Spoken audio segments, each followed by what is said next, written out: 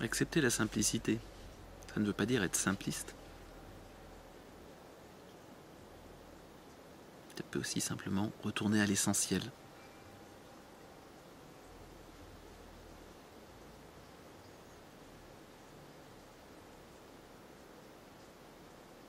Se rendre compte aussi qu'on est en partie aussi des animaux, même pas en partie, complètement des animaux. Besoin de calme, besoin de tranquillité, de respect. Pas forcément d'être entouré de 15 millions de personnes. Pas forcément besoin d'être entouré du papa. Comment dire à l'autre que peut avoir envie d'être seul dans un moment où on ne veut pas le dire. Parce que déjà ailleurs, l'accouchement est aussi comme un rapport sexuel. Mais ce coup-ci, effectivement, il peut y avoir une notion d'orgasme, une notion purement sexuelle, mais qui se joue entre la femme et l'enfant.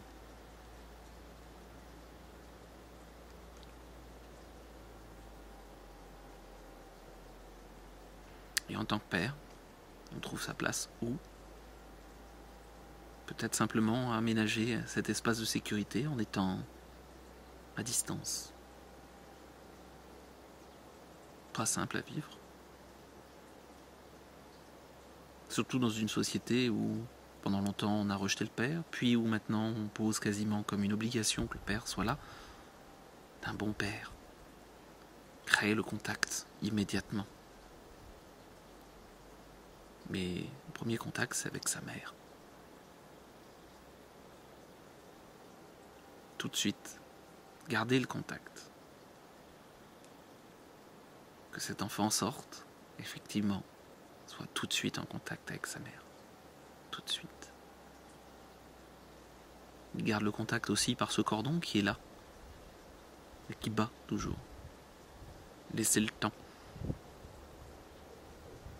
C'est du calme, du silence, la pénombre, la tranquillité.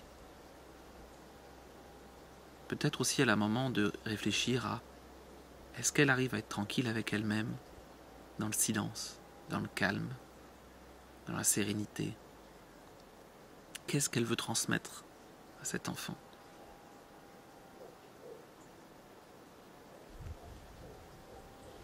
Effectivement, elle est devenue mère.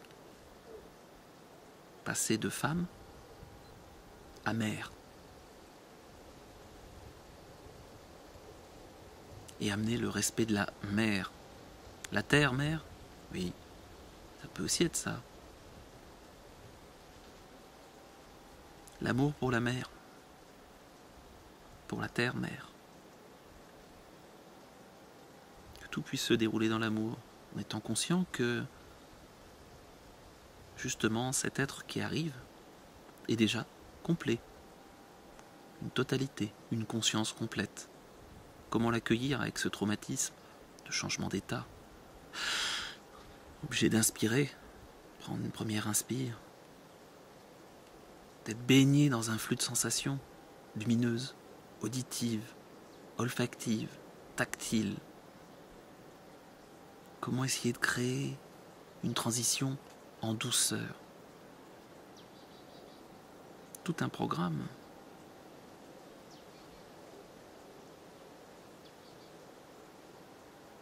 Se rendre compte de cet océan de sensations qui déferle d'un coup. Mais non, les bébés, bof. Ces petits animaux.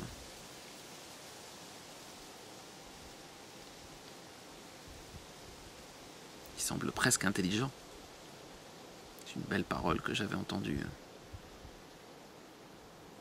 d'un médecin alternatif, on va dire. Intéressant. Ce n'était que ma fille qui n'avait que 1 an. Oh, vous savez, ces petits animaux, c'est intelligent. Ouais, c'est vrai, c'est intelligent. Ouais. On peut même rentrer beaucoup plus en contact qu'il ne pouvait l'imaginer. Mais bon, il a été aussi... Chacun est formaté. Donc comment nous, on réagit?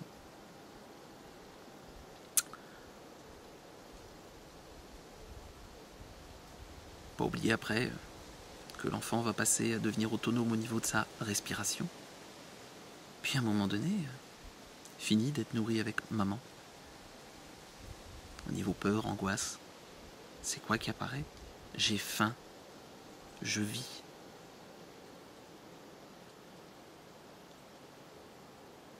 Une manière de se sentir vivre, j'ai faim. Faim de découvrir. Quand on a faim de quelque chose, faim de relation, faim de boire, de sentir, de toucher, de goûter le monde, de vivre pleinement cette expérience dans la matière. Pleinement cette expérience, comme pour ramener, après cette expérience, à un autre niveau de conscience. En fin de vie, ok. C'est ça, vivre une expérience dans la matière, et on la ramène ailleurs.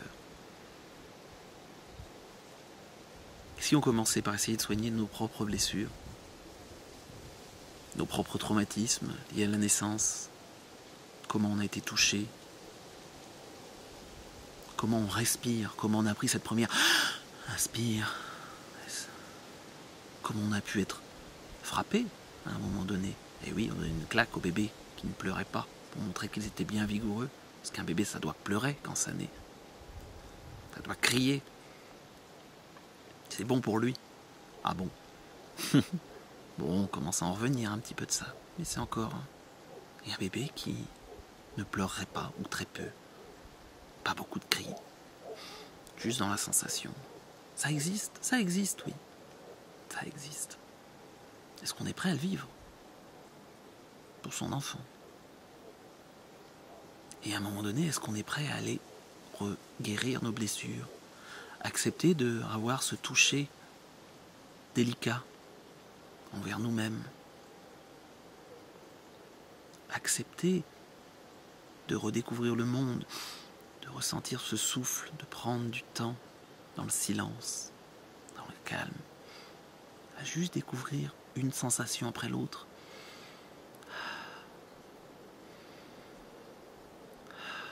La sensation de l'inspire,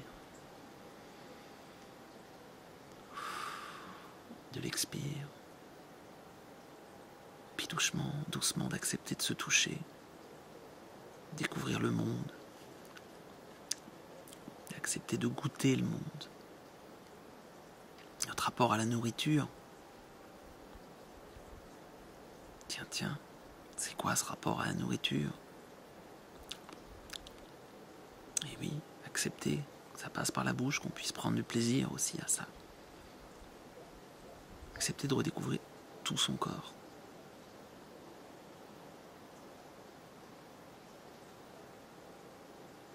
Prendre conscience de ses sensations. La digestion. De l'excrétion. Pipi, caca. Oui, pipi, caca. Digérer le monde. Et redonner à l'extérieur ce dont nous n'avons pas besoin. C'est un cadeau aussi. Un cadeau de vie pour une grande chaîne qui va se nourrir de ces déchets. Comme nous nous nourrissons de déchets à un certain niveau.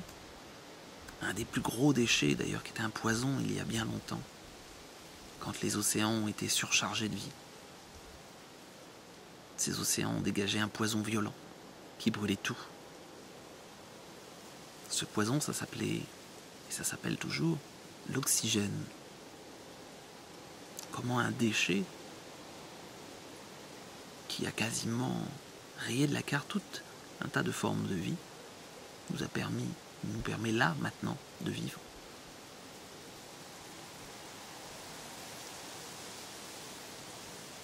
Enfin voilà, une petite réflexion autour de la naissance, autour de la vie, autour de comment nous abordons la vie, autour de comment peut-être redécouvrir simplement ce qui nous anime, retourner et essayer de retrouver ce moment qui a pu être traumatisant, oui, bien souvent, qui est même généralement qui a été ritualisé pour être traumatisant. On met de l'espace avec la mer. Attention, pas de colostrum. Le colostrum, pas bon, dégoûtant. Ah oui, oui, ça a été pendant longtemps présent. Une manière de détacher l'enfant, de créer de l'insécurité, d'empêcher que l'amour s'installe. Et pourquoi ça? Pourquoi empêcher l'amour? Si on se remet dans un contexte de guerre économique, par exemple, ou de guerre, aller taper sur la tête du voisin, effectivement, préserver la tribu. Peut-être qu'il vaut mieux former des guerriers qui sont partis dans l'insécurité. Et généralement, l'insécurité, la réponse va être l'agression, que des hommes avec un grand H qui seraient vraiment dans l'amour dès le début. Tout un projet de société. Comment réapprendre l'amour? Et se rendre compte que simplement, c'est ça qui peut guider le monde. Parce que l'amour, ça veut dire l'amour pour tout ce qui vit, pour la terre-mère, pour les autres, pour soi-même. C'est-à-dire aussi le respect de tout ce qui vit, de cette planète, des autres, de soi-même. Tout un programme. Je vous souhaite une très belle journée. Et vous pouvez prendre du temps pour goûter, sentir, toucher le monde. N'importe quoi, c'est ce que je fais tout le temps. Ouais. Et d'y mettre un peu de conscience pour voir. Bonne journée.